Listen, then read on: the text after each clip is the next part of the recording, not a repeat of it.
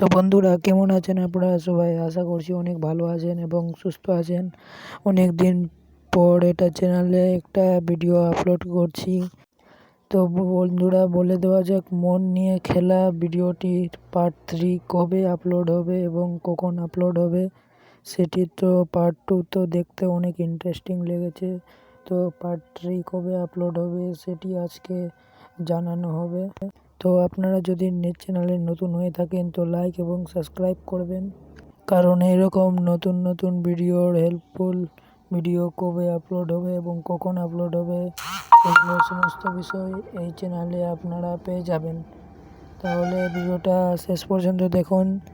আমরা আপনাদেরকে জানিয়ে দিচ্ছি কবে আপলোড হবে।